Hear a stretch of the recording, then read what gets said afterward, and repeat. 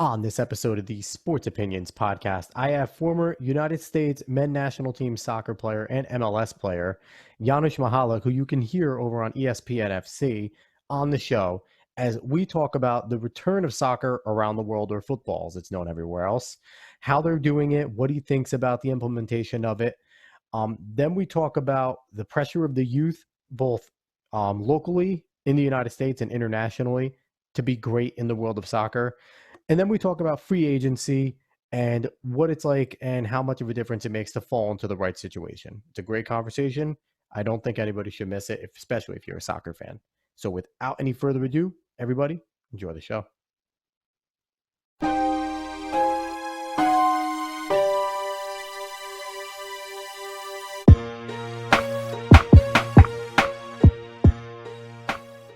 What's up, sports fans, and welcome to the Sports Opinions podcast. I am your host, as always, Alex Cuesta, and with me today is a former member of the United States men's national team, MLS, and current soccer analyst for ESPN FC, Janusz Michallik. What's going on, Janusz? Not much. Trying to get through this. Soccer's coming back slowly but Yes. surely. The Germans got us going a little bit right now. Of course, everybody else is falling into place. Looks like in our country, Major League Soccer just agreed, right, with the union. They're going to be coming back. I think on Monday they're going to be announcing exact date and all that. But I think, as we all know it, all teams will be going to Orlando and playing kind of, shortened tournament type of season. But it's all good. It's all good news. Premier League's coming, La Liga, Serie A. So knock on wood, after this pandemic that took us away from our jobs for, it's what it seems like 3 months. It's forever. It feels like it's way too back long. to some form of normality. I don't know if it's ever going to be the same. We'll see. Yeah. So, Janusz, you played for the national team kind of in the heyday of United States soccer. Right around that time is when we finished third in the World Cup. Am I correct? When you were, a member of the team? No. We never finished that. No, I played from 90 through 94 with US. So I mean, I consider the heyday, the 2002 team that lost to Germany, that famous game. Of course, we beat Mexico. We got to the quarterfinals, but we never finished that high. So I don't know if it's the heyday, although I will say that I think that was an important period of time, because It was a good transition for the United States in terms of how serious we were trying World to Cup take was soccer. here. Yeah. Because the World Cup was coming to the United States, which is a big deal, right? And of course, not only was it successful in terms of finances, sold out, and till this day is probably one of the best World Cups in the history, right? Yeah, One of the absolutely. most successful ones. And of course, from that, the momentum from the 1994 World Cup and the financial situation gave the momentum for the birth of Major League Soccer. So I would say I played it during an important period of soccer in this country. Without a doubt. And we continue to grow, and I'm excited to see where the MLS goes. It still needs to grow as a league majorly. I'm getting, as a soccer fan, I do get a little frustrated with it kind of being a retirement league, I call it, where we get such great names, but they're at the end of their time. And it would just be so nice to keep some of our great talents, our Christian Pulisics, our Weston McKennies home, so we can have those superstars here. But I understand why they leave.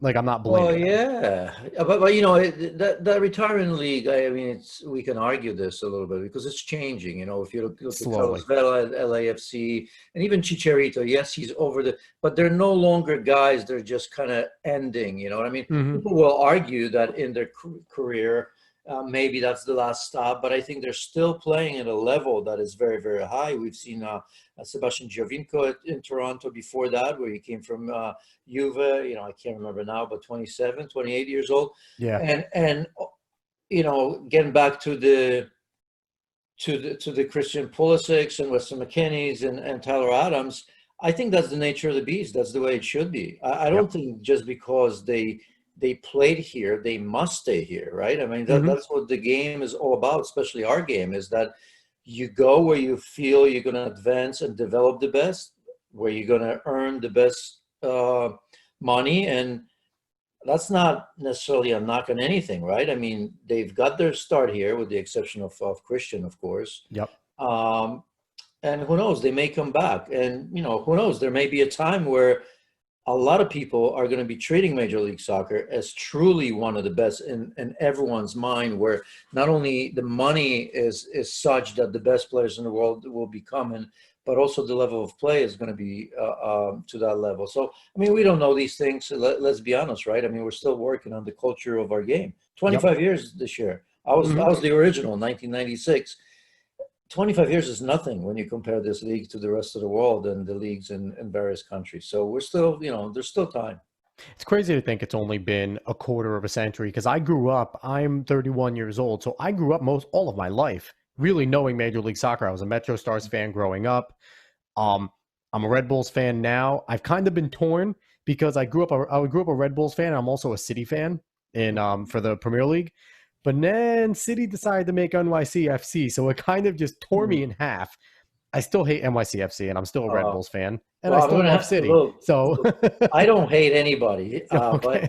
but I do commentate games for NYCFC, and so I mean, if you will, I support you. A small bias will go that way, but look, I have a lot of friends, former players, current players, and coaches at the Red Bull, and it's our league, and competition is good. Rivalries are great for the game, so I'm glad that the NYCFC Red Bull one exists as well, because that's how you grow the game, and that's how you grow the culture of the game. Definitely. That we just talked about. Yep, derbies are definitely something that you need to have in terms of soccer. Now, you talked about it coming around the world and how every country's kind of bringing it in. I feel like soccer's kind of been on the forefront of athletics coming back into the world. We saw with the Premier League was messing around with small team practices before a lot of any other sports were doing anything. How do you feel that soccer in total is doing with the return through COVID-19 right now? Well, so far so good. I mean, it's not still normal, right? I mean, we're playing without fans. Any sport or any entertainment without fans is not the same. And although it's very much welcome, and the Germans really gave us the blueprint so far, and how to come back. They were the first one. Maybe, by the sounds of it, they had the best situation to even begin that. When you compare where the virus was, how they've handled it, maybe I'm sure they've handled it better than everybody else. So, but so far so good. We're happy because we've been without it for 3 months. Yeah. And we love it, even though there are no fans. I do have a feeling that this is going to get old quickly in a way. Even when the old leagues come in, we're going to get excited about the Premier League and La Liga and all of that. But I think everybody knows that it's not the same without supporters. And then, the question is not what's happening now, because I think we're going to be able to tolerate all of that and still enjoy it. But I guess we're waiting to see what develops from that, because there's some people are talking about that maybe, there won't be fans even in Europe, till the end of the year, when the new season starts, whenever that is. And that, to me, is going to be a real test, because I do think this is going to get old. I mean, it's just not the same without supporters, right? I mean, that's why we play the game. I mean, for what other reasons? I mean, if you're a player, obviously that's your work, that's your job. So you'll do it in any circumstance. But for it to get to that highest level, some of the games that we just, the next day, the entire world is talking about, I don't think you're going to have many, if any of those, without the supporters in the stadium. Without a doubt. Now, I think it's going to get really weird when we're watching a champion be crowned and we're watching possibly a game-winning goal in stoppage time in a championship game, and there is no cheering. And as much as the players are going to be elated, it really is like a big, giant practice match against another club. Even though you're getting paid, you're working your tail off, you're trying your best. We've still seen some fantastic goals and some great play in Bundesliga right now. It's just such a weird situation with what's going on now. Now, as a player for you, you played at the highest level. You were a pro, member of the national team. Do you feed off the chants that are going on in the stands? Do you feed off of the cheering, or do you kind of black it out and just play your game? Oh, absolutely. Absolutely. Look, I mean, there's always two sides to every story, and it's here. Some players may benefit from it, because there's some players that, get intimidated by away supporters and sometimes by their own, right? Yep. I mean, the one thing that you have to remember is like sometimes when you look at it, Joshua Kimmich, the Bayern Munich player today had a great interview with the Guardian today talking about it. And I went back to work for the first time in 3 months at ESPN yesterday, commentating a Portuguese game, and I said some of the same things, but he's added to it. Is the supporters not only obviously give the game and players energy, that's obvious, right? Yep. But what I think supporters do is that they make you accountable. Yes. They make players accountable, and thus, I mean, in a game that I commentated yesterday, I mean, there were players that were making same identical mistakes over and over and over. And although I'm sure it didn't go unnoticed by their manager, but really you kind of, if you're a player in that situation and you have 3 or 4 great chances and you really don't come good, it's almost as if you can say to yourself, well, that's all right, because you didn't hear it from anybody. Maybe your peers and, maybe your manager, as I mentioned. So I think it's a good thing because even your own supporters can get, mad at you, if you will, right? So, Yep. so I think that's super important. But yeah, the atmosphere in certain stadiums, as we've talked about, right? If you go Mm-hmm. to Borussia Dortmund and you see the wall, 25,000 people, or if you Yep. go to Liverpool at Anfield, right? Imagine Liverpool, of course, they're going to claim the title. And as you've said, they're not going to be able to celebrate it in their stadium. They Mm-hmm. may win it away from home, but it doesn't really matter. Yeah. They likely, there won't be a parade for them, Mm-hmm. to celebrate that. So, but within the game, that sense of urgency is missing. And Kimmich today also mentioned that, there's some other differences and some of them may be positive as well. I mean, because I don't think we've noticed players kind of, yelling and screaming when they go down. Maybe they're not forcing the referee, Yeah. as To much. pay attention to them because Kimmich they has don't have said it, to. Yeah. he Yeah. noticed that players are not yelling at the referee as much. But by the same token, the referees enjoy that, but also there's no pressure from the fans. And Yeah. sometimes that pressure from the fans, even though if I were a referee, I don't like it, but it's part of the game. It's Absolutely. part of that mind game that shapes the entire experience of going to the game, and that gives the game that little extra edge that I think, for the most part, is missing or will be missing as we go through all these leagues and all the games.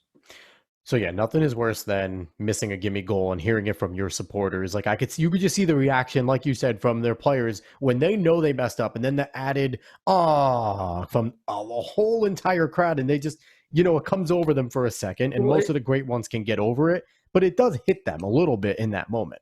yeah, and it's funny, and I mean, it benefits both teams. It depends how you look at it. But if you Yep. notice in the Bundesliga right now, ever since the teams came back, I mean, the home side has won only like 3 games out of 20. So I can't remember, I lost count, right? Yep.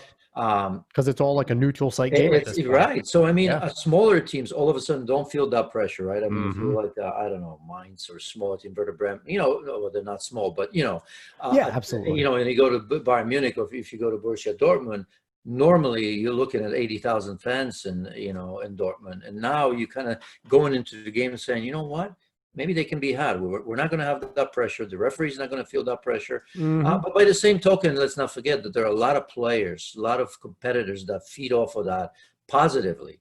And on the flip side, there's some players that do feel pressure, and maybe now without that kind of actually can perform a little bit better. I know it's a weird thing to say because you're supposed to be able to perform without much pressure in front of the supporters, but there's always few players that just maybe that give you that little extra. Maybe their talents come out a little bit more because they're at ease in their head ahead of a massive game. When you talk about the pressure and you wanted to talk about something that I found really interesting, you have 2 topics that you brought to me that you want to talk about, which I think is cool. You mentioned the pressure.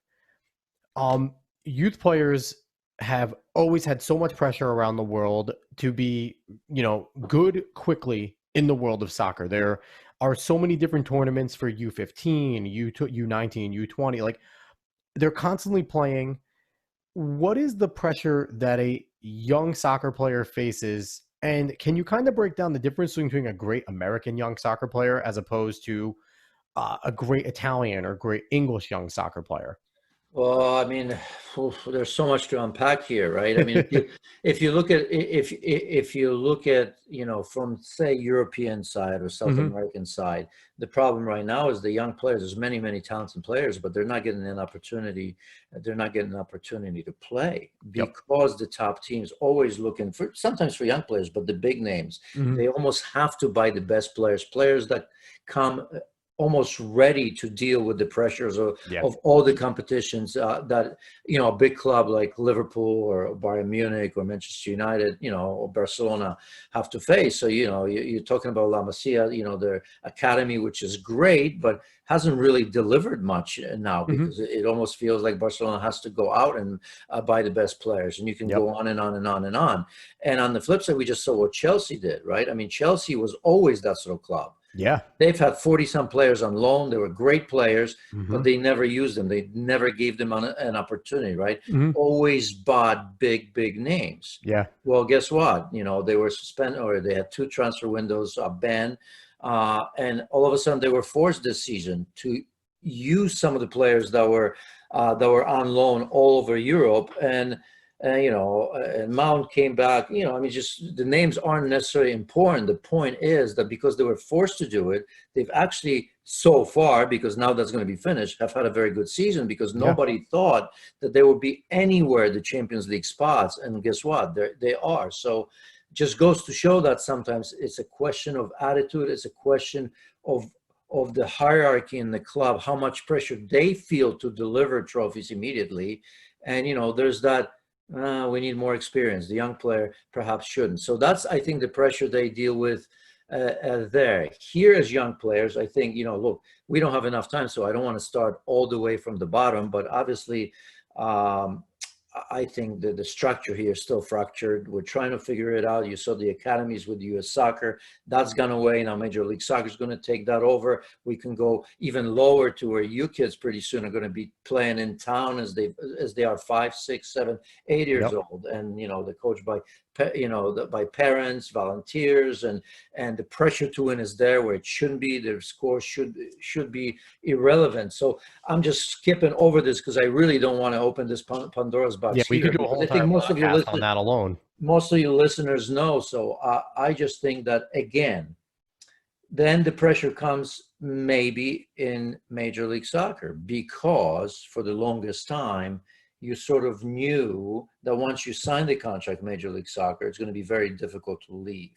Hmm. if you want to go Europe. Not only that, as you know, the free agency has been non-existent in my years. Yep. Last last deal with the players union was, I think, if I remember, it was like you have to be 28 years old and be in the league for 8 years before you could have Bizarre. moved, right? Now the new bargaining agreement that they've signed, I think, lowers that to 24 years old and 4 or 5 years in the league, which Yeah. is still, it's much better, but it's still not what we're used to around the world, right? Hmm. Normally you should sign a contract, and if the team loves what they do, they offer you more money and they try to keep you. Or if not, you should be able to go elsewhere, Hmm. because there may be another team that sees a lot more value in you as well. So hopefully we're going to get there, because that's the way it should be. Yeah, definitely. You mentioned the academies in America. Um, I know you don't want to go too crazy into it because there is a lot to unpack, but I I just thought don't that, want to bore your listeners. They know that better than I do sometimes, because they get, once you go that rabbit hole, I mean, you can now, what's wrong with US Soccer?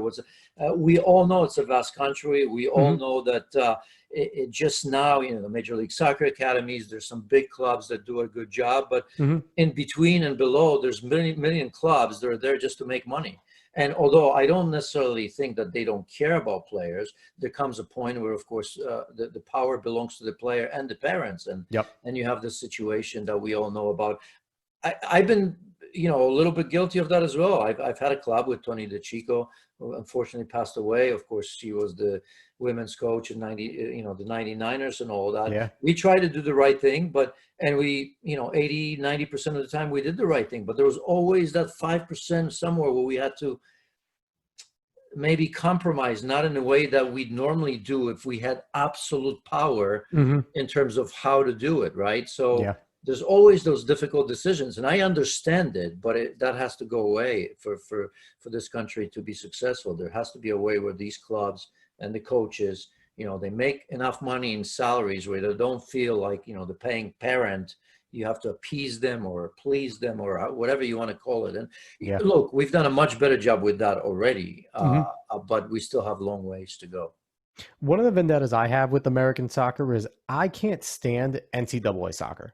I feel like college soccer doesn't prepare the collegiate soccer athlete for the international game and the game that is played in the MLS because they play a different type of rules. It's not, the stoppage time isn't there.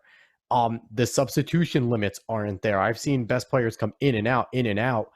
The strategy isn't the same. And so for me, I feel like it's such a fractured game that you're having these kids go through the youth and playing at, right before they get into college. A lot of them are in these amateur programs where they are playing an international style.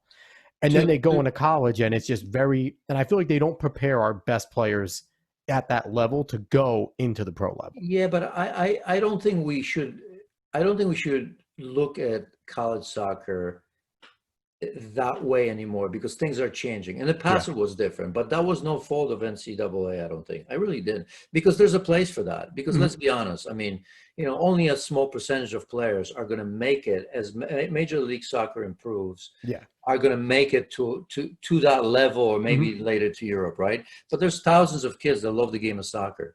They may not want to play professionally, but they're still good players. They love being part of the team. They love the camaraderie, and in the process, they're getting a great education. And you know what? They will also continue to be fans later on for Major League Soccer and for all the leagues in the world. So I absolutely think there's a place for that. The good news is, in a way, that the top players will always find the 10 top programs that will prepare them for Major League Soccer level. Now, they may come short because I hear what you're saying. First of all, the season is very short. Yep. And as you know, Sasha Sirovsky, I mean, he's the one in Maryland that's trying to push this two-season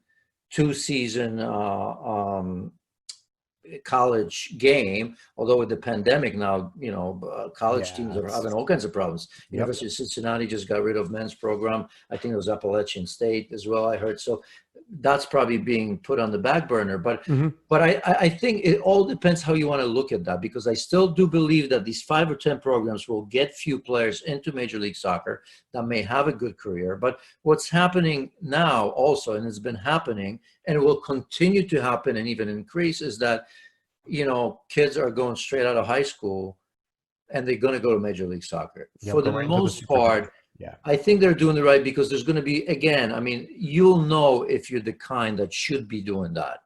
I think by then people will say, yes, there's something special that by foregoing the college game, I think you're going to develop. But how many of those players truly, right? I mean, Christian Pulisic right away knew what he wanted to do, because maybe he had advisors around him that really pointed him in the right way. And, he went to Europe as a 16-year-old. But we're still not at a level that we have. But college soccer, I think it's a great thing. It's like, the argument we've had about high school soccer, right? And the boys' academy, who was trying to do the right thing, something that you're talking about, right? They definitely were, yeah. And not allow the kids to play in high school because they wanted them to be structured with the extra training sessions with their clubs. And again, you can't knock that. Logically, it goes on in Europe. That's the way Europe does it. They were trying to do a European-style academy. Right, but again, you have to ask your question. If you look across the high school game, a lot of those kids are just high school players. There's a very, very small percentage. And I think that's what the academies were trying to get out of. But ultimately, by putting that restriction, psychologically, it sets a bad example. So I think you're going to see, once again, the kids are going to be playing in high school. The players that deep down know that this is all they want to do, that they will find a way. They will not be playing in high school. They will be playing for club. They're going to tell the high school coach, no, I have a different way.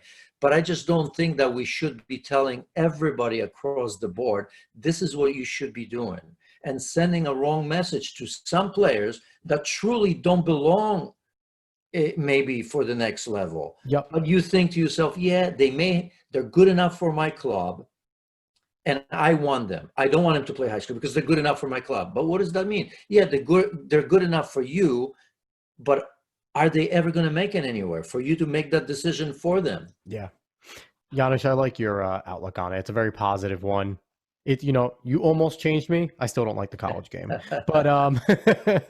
but overall, so last before we stop kind of touching on American soccer in general, because American soccer, I feel like it's great because the growth is constant, but it's still frustrating. Are we at a point in the MLS? We're seeing a lot of expansion. We're seeing expansion teams. It seems like every 5 years they're thinking of expanding. Is it going to come to a point soon where we're going to start to see relegation, where we're going to start to see maybe a second league? Because I feel like that's the sign of being more legitimate in the world of soccer. If you have that type of luxury where you can have relegation and you can really make teams compete at a really high level to stave off relegation, are we almost there? Are we still a little bit ways away from there? I think we're ways away. Okay. Ways away. Look, I hope I can give you a different answer. And I'm not saying that it's not going to happen because, again, I mean, if you think about it, it may take a different leadership, right? I mean, Don Garber has been on record that during his time it's not going to happen because if you look at our sports, I mean, it's not something that will happen. But somewhere down the road, it may take another leader that's going to say, look, Don Garber and everybody before us, whoever that person is going to be, have laid a great foundation. They knew that during that time, the ownership is not ready after investing so much money, right? I mean, before you even kick a ball, it's $250, $300 million. Plus you have to have a stadium. That's another 350 or 400 or 500 million. You're close to $1 billion all of a sudden. And now you're going to tell these guys to drop. It takes a brave person, even if you have tons of money. Billion is a lot, and that's before you even kick a ball, by the way, right? I mean, I'm not talking about making a team, paying the players, and all that. So if you logically think about it, it's not happening. However, the foundation, I think, is being laid down that it could. And what needs to happen? You've mentioned one part, right? I mean, you can only expand so far. There's already so many teams. There's a couple more coming. But there's also a very strong USL, which, those owners, obviously it's a different spending level, but there's some quality there that still wants to come to the league. And they may be prevented from coming to the league simply because of the number of teams in Major League Soccer. But also, I think there may be, and you already see that a little bit. Maybe, you've seen it in the past in Seattle. You see it certainly with Atlanta. We'll see what happens with Inter Miami. There are owners out there that want more. They are spending, right? They're spending more than some of the other teams, So I wouldn't be surprised that at some stage there's going to be maybe a different leadership. Maybe we're going to be another 10 years, 15 years into this foundation, into the growth. Where maybe people get together and say, well, why don't we sit down and instead of saying just no, because our sports aren't played that way, why don't we think outside of the box now that the league is in a good footing. We're 35 years into the league. The ownership is strong. We have a strong USL who's gotten even stronger. Can we figure out a way to have some sort of a level of promotion relegation? So I don't want to say it's impossible. And maybe it's the skeptic in me, but I just think that, look, I've been in this country 30 years. When I first came here with all the leagues and everything, even when Major League Soccer started, I was always one of those European guys kind of say, I can't believe this. Why don't we have promotion relegation? Why don't we have this? But in time, you kind of learn and you look at this and you look at all the other sports and you say to yourself, well, I hear all the complaints. But also it's exciting with the playoffs, right? You get a second lease on life, or maybe it's not fair because you didn't play well during the season. But we see this in an NBA. We see it everywhere. It sort of gets you going. Where if you look at some of the leagues around Europe, I mean, you have Juventus now winning the league 7 times straight. Bayern Munich is about to win it for the 8th time, 7 times for Paris Saint-Germain. On and on and on and on and we go. So I guess the answer from me is that I don't believe it's going to happen anytime soon. But I'm hopeful that, maybe in time there will be a way. That's, it's tough to hear because I really want the MLS to take the steps. And I like what they're doing with the expansion. You mentioned a team like Seattle. I feel like will go as far as Seattle and Portland's fandom continues to take it, because they, to me, are the soccer hub of the United States. Like I'm not a Northwest sports fan because I'm a Northeast guy. I live in New York. I grew up in Jersey. But man, watching a Seattle Sounders game and just hearing those fans, they love their soccer in the Northwest. So I feel like as long as that can continue to pump and it can kind of expand out, we'll definitely see more growth. I'm excited for where the MLS is going. But they're a good example of that culture. You probably heard this, and I've been saying this for a long, long time, is that, the culture of Portland, Seattle, and Vancouver goes way past the 25 years of Major League Soccer. I played against them, and obviously they're all NASL when my dad played, when Cosmos was around and all that. But even after that, when, there was a big crash of NASL, and for the longest time, we thought there'll never be a legitimate league in this country. Well, there were different leagues. I remember playing in the A-League, and Seattle and Portland, Vancouver, they always had great crowds. The core of their culture, of their fans, was always around. So, because Seattle and Vancouver and Portland came in the league, they weren't one of the originals. No. But when they came in with the culture where automatically you see, wow, right? Atlanta came out of nowhere. Look at them. I mean, I was just telling this story today to someone on a different forum. Just the year before that, JP Della Camera and I were commentating the NASL, the second version of NASL final between New York Cosmos and Atlanta Silverbacks in Atlanta. A little 3,000 seat stadium.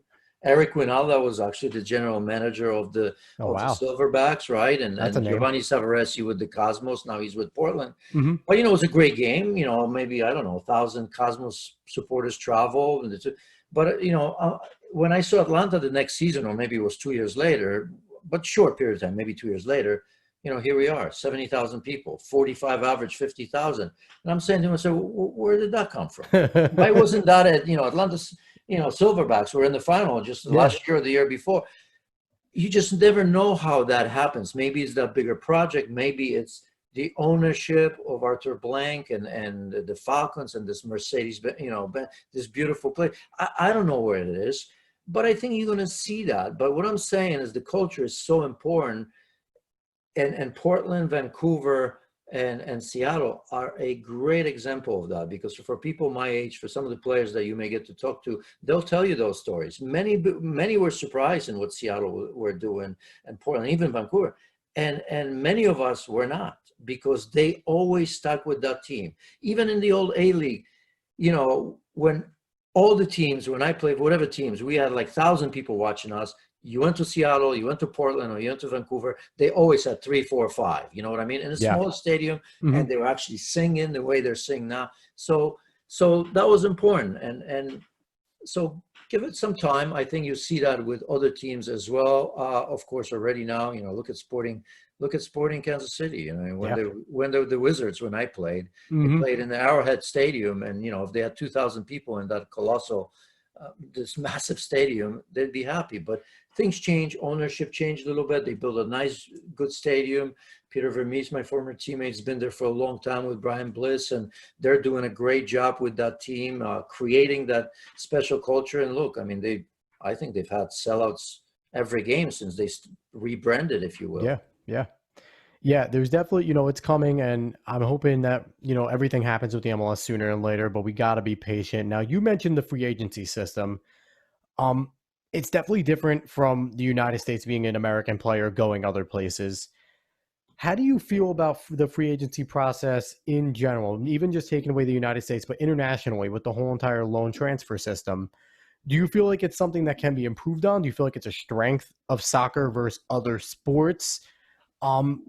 And would kind of an expanded process, like we see kind of how the NBA has, where the players really control a lot of what goes on? Well, the players control more. The big players control the market. The big ones, big agents control the market as well. You see players signing 5-year deals, but if they're not happy, they're going to force a move anyway, right? I think because of what's happening here, at least I've been pretty vocal out there, because I kind of almost say it.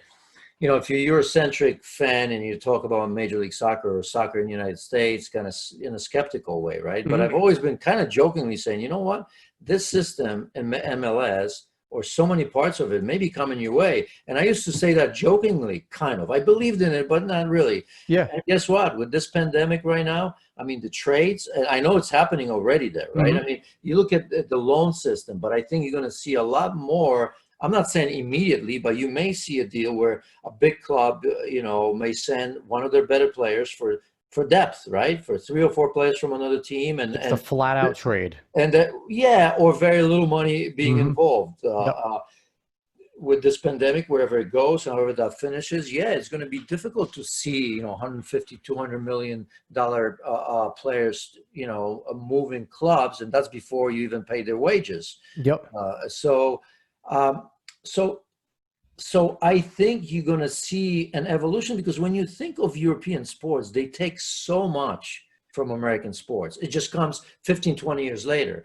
Part of that is, of course, the European Union and the laws. Some of the things that are happening here almost kind of have to be voted on, right? I mean, it's a political issue more than anything else. The freedom of movement, right, within the European League, and we all know the Bosman rule that changed the game many years ago. But I think the owners probably now are in a position to maybe shift the power a little bit away from the players back to them.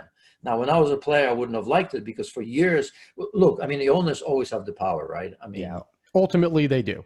Ultimately, in the final decision they do, but you can see with the big name players what's happening, that big players do hold a lot of power, especially when you consider the big agents, the Mino Raiolas, the Jorge Mendes. I mean, look at Jorge Mendes.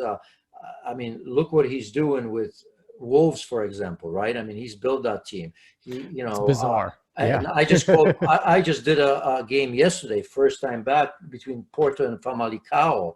Famalicão is the small team, only second time in the Portuguese top league, stadium, 5,000 people, but he owns half the team there, you know what I mean? And again, those are young players that eventually he's going to move. So there are some things that you have to keep in mind, because, I look at Wolves. I suppose if Jorge Mendes decides a couple of these players need to leave, the 3 or 4 of the players that he owns, all of a sudden, maybe Wolves aren't as good as they are right now, just with one move of one agent, right? Yeah.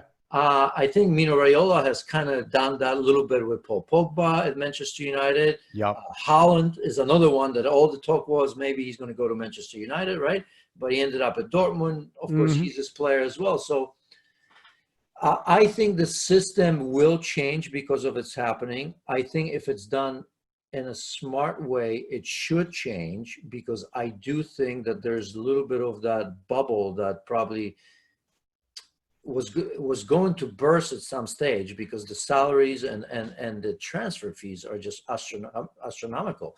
And forget the big time players. I mean, we're talking about smaller clubs that still have to pay for, let's say, an average player a lot of money. So it may change. They may take on some of the ideas from Major League Soccer. Look at Champions League, right? I mean, they're fighting, UEFA is fighting to have a kind of closed-in league, almost like an MLS system, where they decide who plays in it, how it's done, and everything else that we see here. I think dislike in general, but very often we don't think through, right? So, I mean, as always, if I could combine, the European game or South American game with Major League Soccer and some parts of it, I think maybe we get like the perfect balance. So, you talked also about, a lot of the players, and how you talk about a lot of the average players. Now, from your time playing to now being an analyst, the soccer pool is so much bigger than any other sport, because it is truly an international game. In order to be an analyst, I don't envy you as an analyst. I know you eat, sleep, and breathe the game, but man, there's so many names out there of great young players. How much of the success of certain players that maybe you see that, perfect guy I like to think of is Freddy Adu. Freddy Adu was supposed to be the guy for America. How much of players like him that maybe don't have the careers that they want to have comes down to being the right place at the right time, or getting luck with a good manager or good support? Like, would Freddy, look, the case of Freddy Adu, I don't know much about him. I believed in him when I was younger, because when I was younger, that was the guy. A case where maybe he doesn't go to DC United or go somewhere different. Like, how much of it is a big part of luck and getting the right manager, the right team around you? I mean, look, you have to surround yourself with the right people. You have to listen to a lot of people, right? You have to ask questions. Look, I mean, when you're young and you're promising and you're very good, of course, you're always going to have people kind of telling you how good you are, how great Yeah. you are, even to a level where they may be telling you that you're better than you actually are, and Hmm. that's of course not healthy, right? No. When you're 15, 16, I mean, look at the players that are making the difference now. I mean, when I was growing up and when my dad played, I mean, when you're 18, 19, 20, forget it. You never anywhere near the first team, right? Yeah. For the most part. Now we're talking about 16, 17, 8, Gio Reyna, right? I mean, we're talking about young players all over, Holland, you know. Um, but so it is important that you level-headed. It is important that you take in an opinion of different people, not just the ones that are going to tell you what you want to hear, Hmm. but you may have to listen to some negative ones because when you're young, you don't want to hear that. No. If you want to go, if you set on going to Europe in a particular country or club, right, and I tell you this is not good for you, you're probably not going to want to hear me say that. Especially if you've been great your whole entire life. Right, but just allow me to give me my reasons, right? And Holland is a very good example. I mean, look at obviously his father was a player. I'm sure he's helping him a lot. He played for Yeah. Manchester City, but and he's got Mino Raiola, who's been pretty good in advising his players for the most part. Yep. But look at his career. I mean, here's a kid that scored in the World Cup, Youth World Cup. Remember how many goals again, for Norway, 13. Yeah. I can't remember what it was, but I mean, he probably could have gone to a big club right away, Hmm. but instead he chose first to go to Austria, not even to RB Leipzig, but to the Salzburg team, right? Hmm. And then, even though there's pressure from Manchester United and every big team in the world was probably talking to his agent, he still went to Borussia Dortmund. And I don't want to incline here that Borussia Dortmund is a small team, but if you think about maybe possibilities going to United, big name, They're not or Barcelona or Real Madrid, they're maybe the second tier. Yeah, Borussia Dortmund maybe is the second, third tier where in but terms of the prowess, the blue bloods in but a way. he's smart enough, level-headed enough, and he listens to a lot of people that have good opinions, where he knows now that in order to develop, he has to be playing all the time. He can't live on the promise that he may play for Manchester United or he may Yep. play for Real Madrid or Barcelona, right? So he trusts himself. I think he values himself to know that the way I play, the way I work, I'm going to get there. But in order to get there, I still need that next level of higher competition than I saw in Austria. Bundesliga is going to give me that. I'm going to Hmm. be playing in front of arguably the best fans anywhere, right? Where I'm Yeah, going to Bundesliga feel is that great. when I'm going to feel that pressure.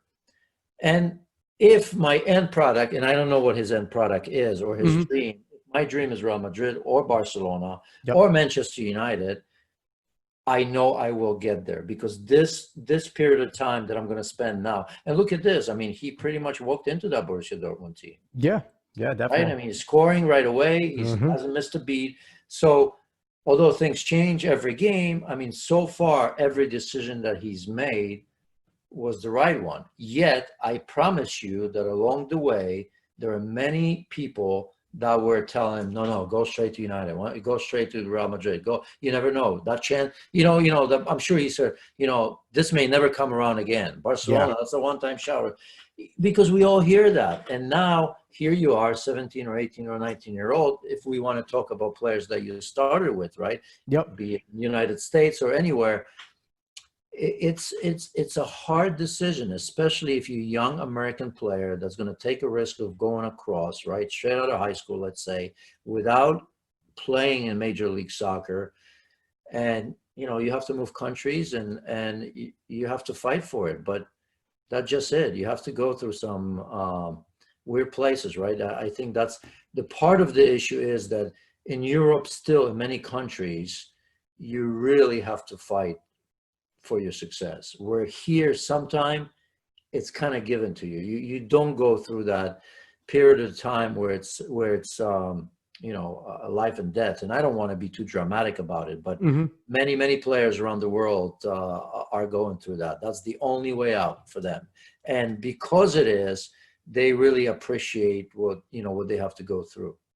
And I think one of the major differences too is across the world, that is a lot of their nation's national sport. So it's kind of what they do. So they're grinding even harder to compete against the other kids that they might see at the next level. Where in America, just because you're a great soccer player, you might also be a great baseball player. You might also be talented. So there is so many other sports that pull you in so many different directions where obviously other countries have other sports, cricket, rugby is big on the other sides, but soccer is king in a lot of places, especially in South America. Yeah, of So course. I think yeah, And that narrative is changing a little bit for the better too, because that yep, was always the narrative, right? We're mhm, losing our best athletes. Maybe somebody, like you said, playing high school and college, multiple sport, which by the way helps players. absolutely. Absolutely. I'm a So, three sport proprietor. I always think you kids should play three right. sports in high school. But I think that narrative, it was convenient for the longest time, but I think it's Yep, changing a little bit. I think some of these yep, players that may be playing other sports, but if they know that soccer is their game, they're willing to take the risks now. And yep, why? Because at the very least, they say to themselves, you know what? I have Major League Soccer. When I came here at 17, yeah, the narrative wasn't good mhm, because, I mean, there was a league here and there, lasted 2 or 3 years. The pay wasn't good. So if I had an opportunity, let's just assume that I could play baseball and basketball. Of course, easy decision. yeah, But now it's a little bit easier to go abroad as mhm, well, right? yep, yep, But it also, Major League Soccer exists, and it's not the Major League Soccer that I entered in 1996. It's a Major League Soccer where you can really make a serious living right yep, now if you're a good player. So yeah. so I think the narrative is changing in that if you truly love the game of soccer, you may be not getting pulled away to another sport because at the end of the road, you can see that there's a professional league that actually is ran in a professional way, and you can achieve your dream there. You hear that, American kids? You love soccer, which Stay is with almost everybody's first sport. I played it for 12 years. I started at 4.5. I played it for 12 years. If you really love soccer now, stick with it. You can make a real career. All right. Janusz, I really appreciate you coming on the show. Thank you, Alex. I had a lot of fun with this. Again, that is Janusz Michallik. You can hear him on ESPN FC. He is all the time breaking down all the games around Europe, MLS. He's a former United States men's national team player, an MLS player. Just a fantastic all-around soccer mind. Janusz, do you have any social media that you kind of want to shout out at all? Janusz Michallik on Twitter. But other than that, yeah, I have a small YouTube channel, but I don't go there very often, only if it's something important and I remember it. But yeah, Janusz Michallik on YouTube, but not really other than Twitter. I don't necessarily spend a lot of times anywhere. Still just doing the radio on Sirius and ESPN. That's my job. Perfect. Go check him out there. And again, I'm Alex Cuesta, host of the Sports Opinions podcast. Find me on Twitter and Instagram at @A_Cuesta30. Find Sports Opinions on Twitter at Sports Opinion 30, Instagram, Sports Opinions 30. Visit us on Facebook and anywhere you can find a podcast, YouTube, Spotify, iHeartRadio, everywhere you can find this. My awesome guests that I have here, like Janusz, and all the other ones that I've coming up and in the past. So everyone, again, I really hope you enjoyed the show. Janusz, thank you again so much for coming on. Thanks, Everybody, Alex. It was my pleasure. have a good one.